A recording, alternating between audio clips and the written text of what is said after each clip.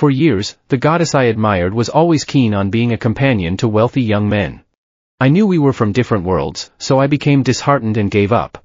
However, unexpectedly, 5 years after graduation, she appeared at my doorstep in a disheveled state. With a pitiful expression, she asked me, "John, do you still want me?" At that moment, I could only see her as a homeless little dog. So, I brought her home. But in the second year of our marriage, I heard her mockingly tell a friend, "How could a woman who has been protected by someone noble ever settle for an ordinary man?" It was then that I realized, in her heart, I was the ordinary man. Yet after the divorce, she pleaded with me again, "Do you still want me?" When Michael said it was over, I didn't find another man to marry. Should I look for a job instead? The bar was filled with vibrant lights and loud music. Yet, in this noisy environment, I still managed to hear that familiar voice. Immediately, the woman sitting next to her asked, "I actually think John treats you quite well. He's not like Michael. Are you really not planning to settle down and live your life with him?" After her words, that familiar voice rang out again, "Of course he's not like Michael. Those things Michael could offer me, he could never give me in his lifetime."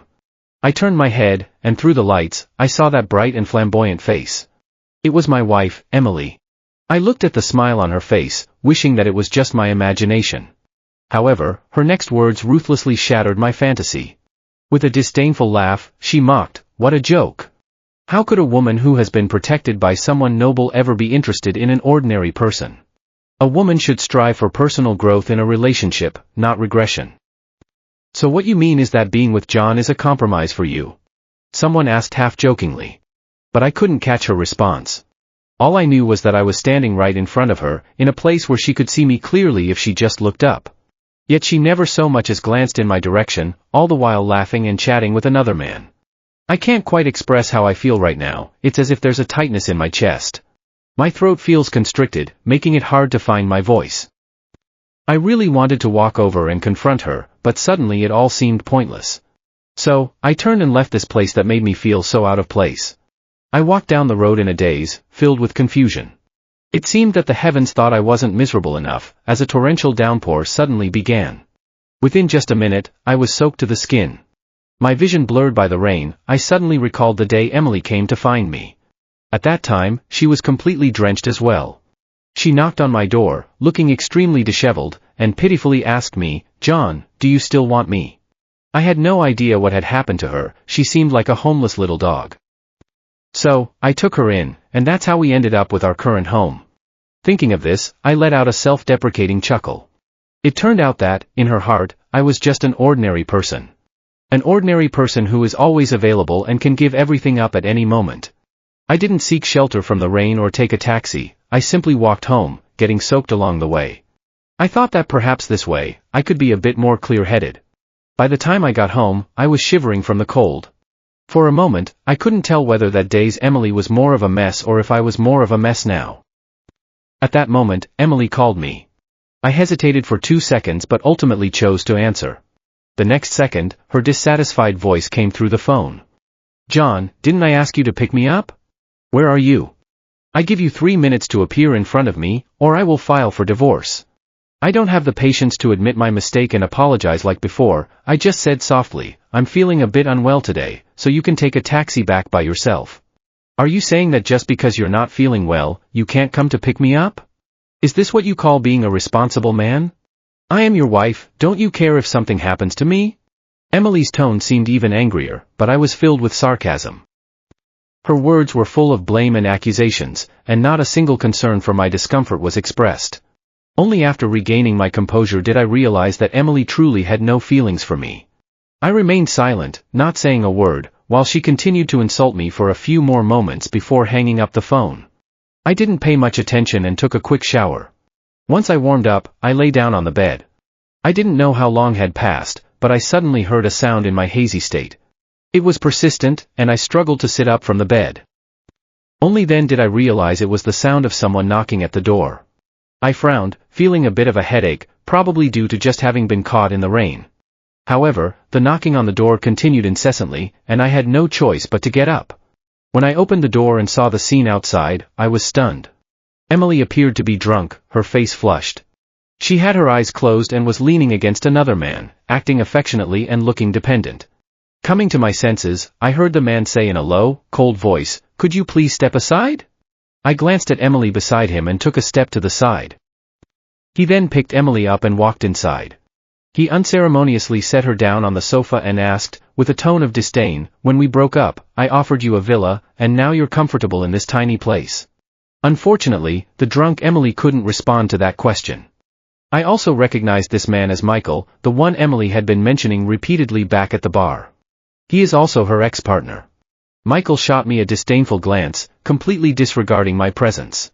He even spoke to me in a commanding tone, saying, "Please take care of Emily." If one didn't know better, they might think they were family and I was just the nanny they had hired. I sarcastically pulled at the corner of my mouth, but I hadn't even had the chance to say anything. Emily's voice echoed in the living room. She reached out and tugged at Michael's pant leg, her tone playful as she said, "Michael, don't leave me. I'll be good, I promise to behave. Please don't marry someone else, okay?" Even though I already knew that she had feelings for Michael, I couldn't help but feel a sting at that moment. It turned out that love and indifference are so painfully obvious. Michael casually chatted a bit to comfort her, and she softly responded with a good before withdrawing her hand. After Michael left, I stood still for a long time. I watched Emily quietly lying on the sofa, her face adorned with a sweet smile. Eventually, I returned to my room with a blank expression, ignoring her. Sure enough, the next morning, I was woken up by the sound of things being thrown. My head hurt even more. My first reaction was to lift my head and touch my forehead. The aftermath of getting soaked in the rain was, unsurprisingly, a fever. I thought it would be best to go to the hospital for some fluids. However, before I could even sit up from the bed, I felt something heavy slam down on my stomach. Shortly after, Emily's voice rang out loudly in the room. "John, what gives you the right to leave me on the couch like that? I'm telling you, I'm really not happy with your attitude." I heard her words, but I was probably feeling a bit dizzy, which made me slow to react. I opened my mouth, but nothing came out. In that moment of silence, Emily had already walked up to the bed. She slapped me directly twice across the face. I instinctively sat up in bed, only to see her looking at me with disgust. "Oh, so now you know not to pretend to be asleep? You used to say you'd treat me well. Is this your idea of treating me well? Besides pretending to be asleep, what else can you do? I truly regret marrying you." I could sense her sincerity in her tone, showing no signs of anger or insincerity. In that moment, I felt somewhat enlightened. Understanding her intentions, I nodded and said quietly, "Then let's get a divorce. Since you want to reconcile with Michael, I will support your decision.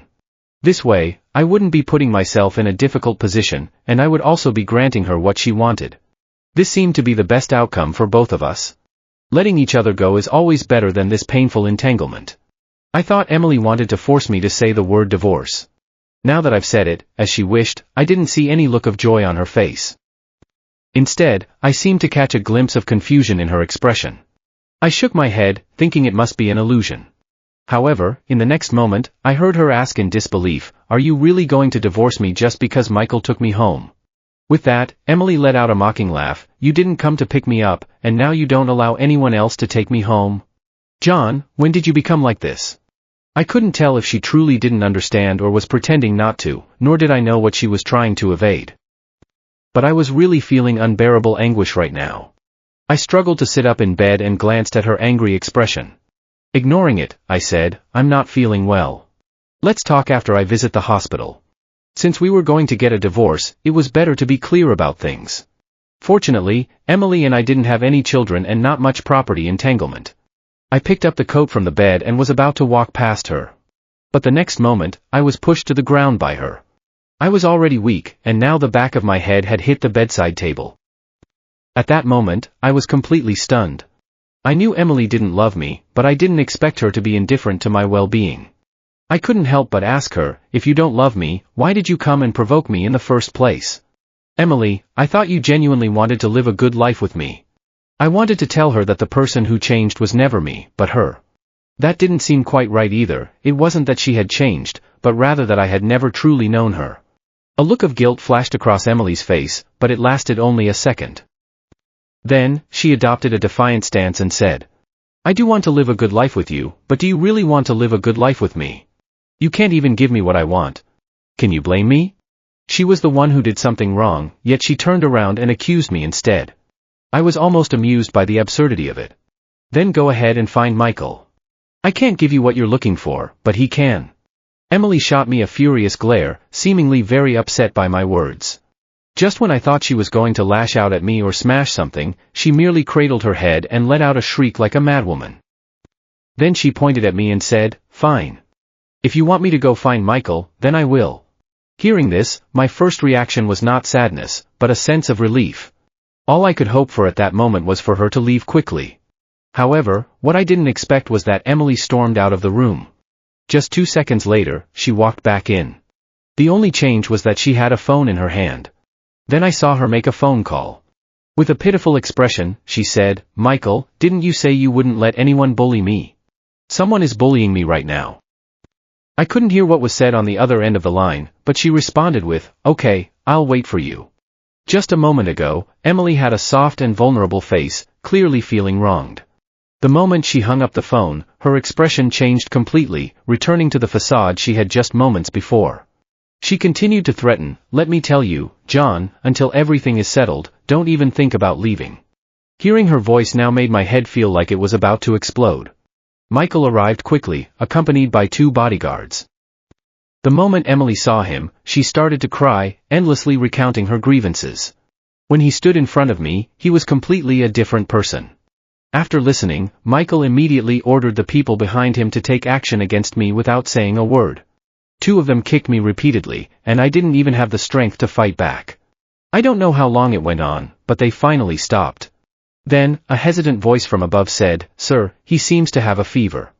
Won't this lead to any problems?" As soon as the words were out of my mouth, I heard Emily say, "He's a big man, how could he be that fragile?" I collapsed to the ground, completely drained of strength. However, the good thing was that they finally let me be. They came quickly and left just as swiftly. Emily also followed them out. But as they were leaving, I could still faintly hear a voice. "Michael, it's still you. Indeed, as long as I'm with you, you won't let me suffer any grievances." Colder than the icy ground was my heart. Her brief words, seemingly praising someone else, were in fact a direct denial of me. I suddenly don't know what my efforts over the past 2 years have amounted to. I met Emily during college. It was the very first day I arrived in the city to attend university. Since it was my first time traveling far and my first visit to a big city, I was naive and believed others too easily, which led to my money and phone being stolen. I stood at the bus station, feeling utterly lost and confused. It was Emily's appearance that saved me. She took me out for a meal, easing my hunger, and then accompanied me to file a police report. To me, Emily felt like a ray of light that had descended into my world. At that moment, I had already begun to like her. When I learned that she was a freshman in the same class as I was, my heart was filled with joy. However, before I could confess my feelings, I heard that she had developed feelings for someone else. At that moment, I felt a wave of panic, but I ultimately decided to express my feelings to her. Yet, I heard her honestly tell me, "I'm sorry, John, but what I want isn't something you can give me." Although I felt a sense of disappointment, I was relieved that I had at least not left any regrets for myself. The next day, I heard from my roommate that Emily was dating Michael. However, most of it was just that she was Michael's partner. For someone like Michael, a wealthy heir, changing partners is as easy as changing clothes. People like him don't engage in serious relationships. In fact, this was true, even if Michael was seen with one girl today in the car, he would be out with another tomorrow. Emily never mentioned breaking up with him. On the other hand, I was young and impulsive at that time. I reached out to Michael, wanting him to treat Emily well. However, when he found out, we had a big fight, and he insisted that I mind my own business. Since then, Emily and I have not communicated at all. Nevertheless, despite the distance, Emily has always held a special place in my heart. Even years after graduation, hearing about her complicated relationship with Michael from others stirred something in my heart. I had never imagined that Emily would marry me. I had never thought she would become a devoted wife for my sake. And I never expected that this arrangement would only last for 2 years. Just when I thought we would be happy forever, she suddenly seemed like a completely different person. I imagined 1,001 reasons for this change. What I never expected was that the ultimate reason was Michael coming back to look for her. My body ached painfully, and my mind was hazy. Memories of the past played in my head like scenes from a movie, one after another. I don't even know what I'm thinking myself. It feels like I have a lot on my mind, yet at the same time, nothing at all. In a daze, I vaguely remember why Emily came to see me. I only found out at the wedding. It turns out that the real reason Emily broke up with Michael was that he had found a marriage partner who was a better match socially. In that moment, I felt a sense of discomfort within me. However, my friends did not mock me or look down on me. They simply congratulated me on finally achieving what I wished for and expressed their hopes for a harmonious future for us. At the wedding, I looked at her, and her eyes reflected my vow of willingness. Suddenly, I realized that the past no longer mattered, and the future didn't seem important either, only the present was what truly mattered. Wait. I realized sharply that those memories no longer mattered. What mattered was that both of them had betrayed the marriage. What mattered was that I was getting a divorce now. Perhaps I could team up with the other party. Although I realized that Emily seemed unwilling to divorce, I didn't concern myself with the reasons behind it. Today was a bloody lesson for me. If I didn't hurry up and finalize the divorce, I wouldn't even know when I got hurt. However, before that, I needed to go to the hospital. I struggled to reach the phone on the cabinet and dialed the emergency service. When I woke up again, I smelled the scent of disinfectant. Opening my eyes, I saw a glass bottle above me, half full. My body still ached, but my mind felt a bit clearer. Before I could gather my thoughts, I heard a female voice nearby. Michael.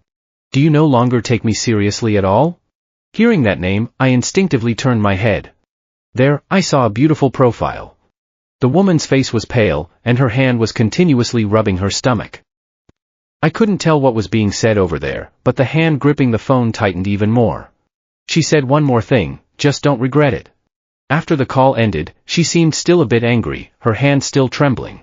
But perhaps she noticed my gaze, and the next moment, she turned her head to look at me. In that moment of our eyes meeting, I suddenly remembered who she was, Michael's wife. I remember that I once saw their wedding photos on Emily's phone. At that time, Emily explained, Michael's wife sent them to me, probably wanting to show off. But I'm very happy now, so I don't envy them at all. As she said this, she leaned on my shoulder. I didn't think anything was wrong back then, but now I realize everything has its signs.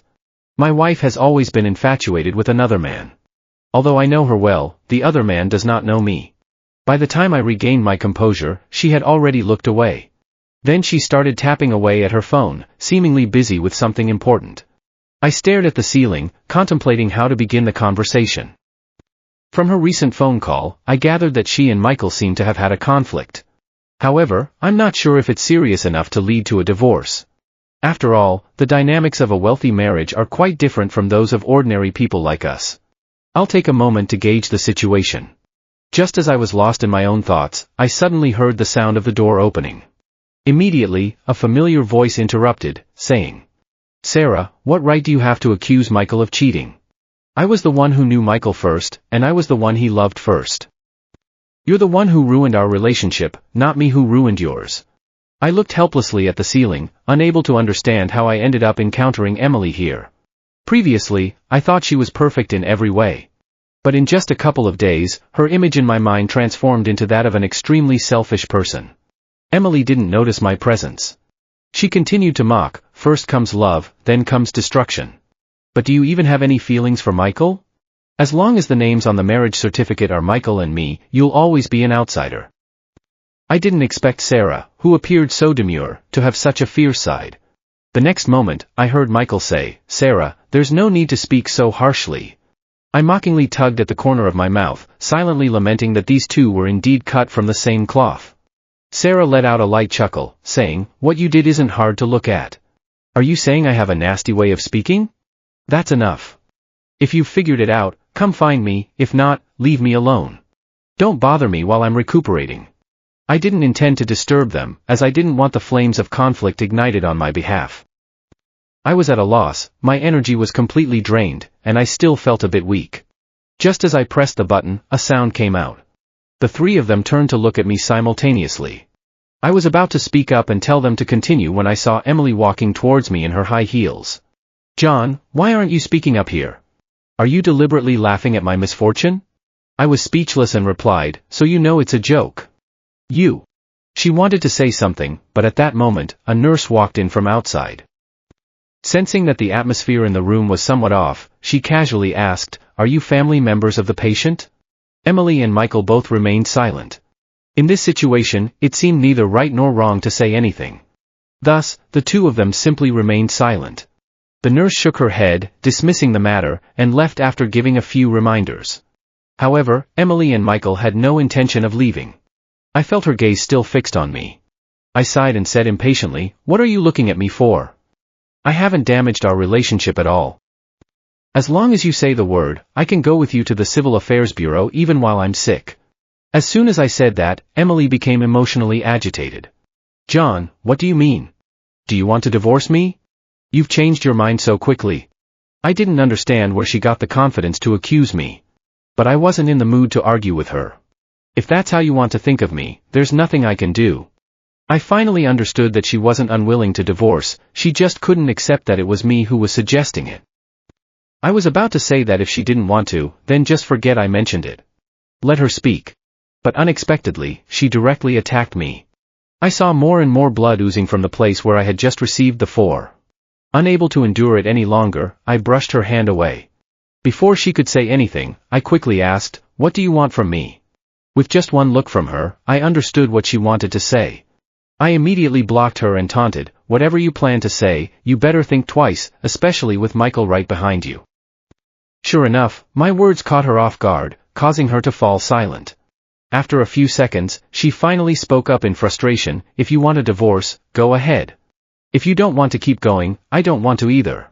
What kind of man are you, John? I must have been blind to marry you." I pointedly exposed her lack of insight, showing no mercy. It should have been me who was blind back then. "Michael has already broken up with you.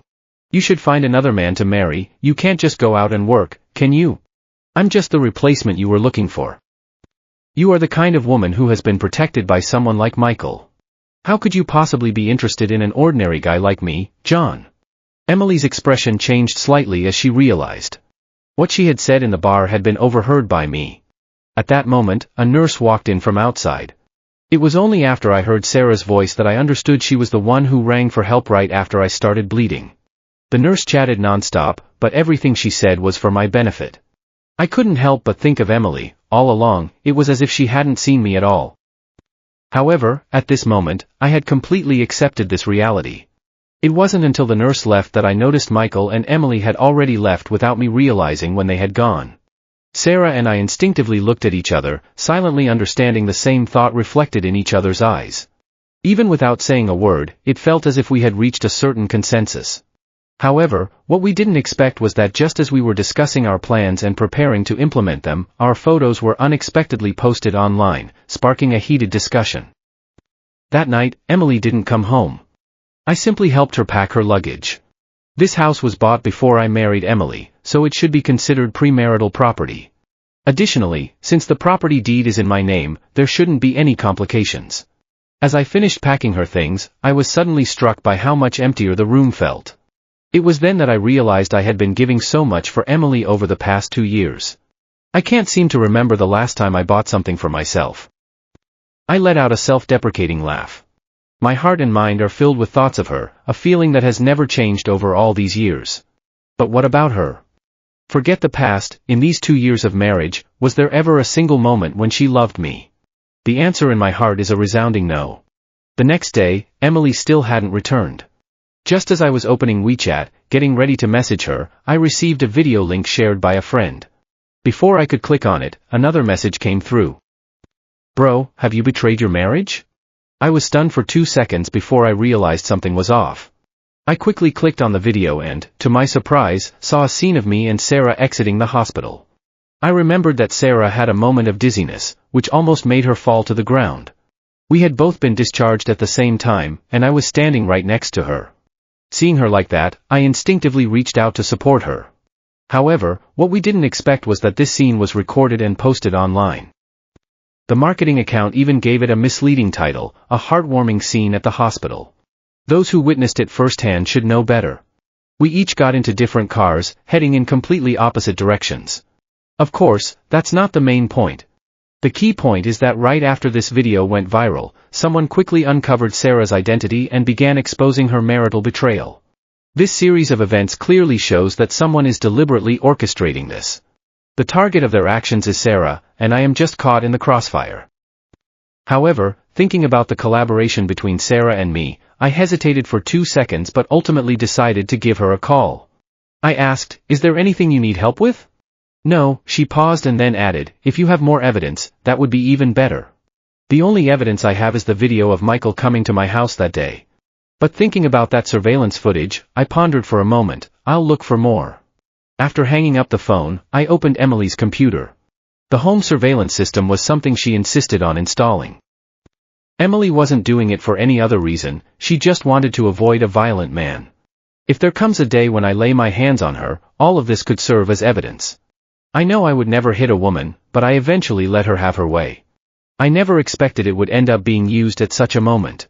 What surprised me even more was that I actually found other evidence.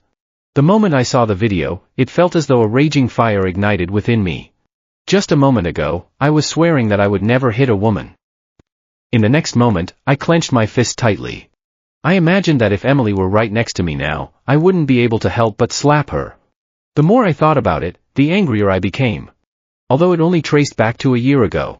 However, I seriously suspect that during the 2 years of marriage, she and Michael never really broke up. I held back my disgust and saved those videos to send to Sarah. I temporarily moved my personal belongings to the guest room. Just thinking about how these two had been intimate in that bed almost made me regurgitate the meal I had the night before. Thinking of this, after I had sent out the video, I added another message, "Please do it as soon as possible." When I saw the other person reply with an emoji, I finally breathed a sigh of relief. However, I didn't expect her to act so quickly. By the time I clicked into that account again, the page showed the words deleted. When I entered the other person's profile, I noticed that the first video was titled Apology. That's when I realized that Sarah had sued this blogger. The comment section was filled with mockery, suggesting that he was always trying to ride on trends, and now he had finally hit a wall. I casually scrolled down 2 more videos, thoroughly enjoying what I was watching, when suddenly a line of small text appeared, "This account has been suspended." I couldn't help but laugh out loud. The next moment, the door to the house was forcefully swung open. Just as I turned my head, I heard Emily, in an angry tone, questioning, "John, how dare you sue me?" After she finished speaking, she immediately shook her head, denying it. "You don't have the means for that. Who taught you?" I opened my mouth, but the words in my throat hadn't come out yet. Then my phone rang. Before I could even see who it was, Emily snatched the phone away. "All right, John, I knew it. You coward, you're not brave enough to get a divorce. Is that woman Sarah the one tempting you?" "Definitely her. She's so scheming, who else could it be?" I heard her words and felt that her face had become particularly unpleasant. Frowning, I said to her, "Emily, can't you speak without being so harsh?" Harsh. She seemed to be angry and amused at the same time. The tone became increasingly sarcastic. "I think it's not that I speak unpleasantly, it's that your mind isn't clean, right? Is it because you see how wealthy Sarah is that you've taken a liking to her? No wonder you were exchanging glances with her at the hospital that day. John, you have no shame. The one without shame is her. What does it have to do with me?" Emily seemed to have forgotten that she had been cuddling with Michael that day. I snatched my phone back from her hand and said quietly, "Do you think everyone is like you? Don't insult others." I was speaking the truth, but to her, it seemed like I was deliberately defending Sarah. She snapped, "You can't seriously think Sarah would be interested in you, right? Look at yourself in the mirror and see what you really are. Only a blind person would be attracted to you." After finishing her rant, she stomped her foot in frustration and added, "Let me tell you, John, if you think you can divorce me and be with someone else, think again. I will never support that." Then she left the house. I didn't know where she was going, and I didn't take her words to heart. Because I knew the evidence was conclusive, they had no way to resist. In fact, that was indeed the case. Although Emily was reluctant, we were ultimately ruled to be divorced. After we left the Civil Affairs Bureau, Emily transformed from her earlier frantic demeanor. She wore an elegant dress and had a meticulously applied makeup. She smiled at me and said, "John, thank you for making this happen for me." I hadn't yet processed what she meant by that when I noticed a car pulling up beside us. Then, I saw Michael getting out of the car. The two of them linked arms and walked into the Civil Affairs Bureau once more. It was then that I realized what she meant by making this happen. I smirked and tugged at the corner of my mouth, completely indifferent to the matter. If I had to offer a comment, I could only say that I hope she won't regret it in the future. Otherwise, I would rather she not disturb my peaceful life again. It seemed that Michael had promised her something, as Emily was particularly generous. When I called to ask her when she would come and take her things away, she replied nonchalantly, "See. If you want to keep it, if not, just throw it away. It's just some garbage anyway." I responded with a faint After hanging up the phone, I quickly tossed all those things into the trash can. Once I had finished cleaning everything up, Sarah invited me out for dinner. Just when I thought she had something important to tell me, she placed something on the dining table and then pushed it toward me slowly. I lowered my gaze and saw that it was a bank card. "What does this mean?" I looked up at her, and she explained, "This is a token of gratitude for your help." I quickly shook my head, urging her to take it back. In my opinion, this was not only about helping her, it was more for my own sake. I couldn't bear such a precious token of gratitude from her. Then I heard her say, "Once we leave here today, we will consider it all settled, as if we had never met." I was taken aback for 2 seconds before I realized what she meant. This money was not just a token of thanks, it was more about her not wanting me to use it as a way to approach her for favors in the future. This is probably the world of the wealthy. Instead of owing favors, they prefer to owe money. After all, the favor of someone from a rich family might actually be worth more than money. Understanding her meaning, I had no choice but to graciously accept her gratitude. Sure enough, before we even started eating, she received a call and left. However, I didn't mind, eating alone felt more comfortable. After finishing my meal, I stopped by the bank on my way. To my surprise, after getting divorced, I received 200,000 yuan. I immediately decided to put the house up for sale. Then, I rented a place that I was satisfied with. What I didn't expect was that on the very day I moved, Emily returned. She came up to me with a pleading look and said, "John, I want to divorce Michael. Will you still want me?" Memories from 2 years ago flooded back, but this time, my gaze towards her remained unmoved. After several seconds, I quietly replied, "No, I won't. I refuse to be her fallback option forever." She paused for 2 seconds, then began to admit her mistakes, saying that she would love me well from now on. But I no longer needed any of that. "John, in this house, there are traces of our happy life together, and my belongings, which you surely haven't thrown away." Before she could finish her sentence, she was frozen in place. She realized that the house behind me had become completely empty. Meeting her astonished gaze, I simply smiled indifferently. "Sorry, they've all been thrown away. If you want them now, you definitely won't be able to get them back." Emily seemed to want to say something more, but I threatened her with calling the police if she didn't leave. She didn't quite believe me at first, but as I was about to dial, she turned and left. I watched her glance back 3 times, but my feelings remained completely unchanged. Later, Emily secretly sent me a message. She said her life with Michael was a mess and hoped I could save her from her troubles.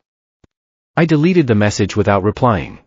After so many years of entanglement with Michael, he never considered marrying her. Now, marrying her seems more like wanting a free partner than anything else. How can it be compared to the times we were together? It's completely normal for her to feel regret. But really, what does that have to do with me? I also want to enjoy my world now.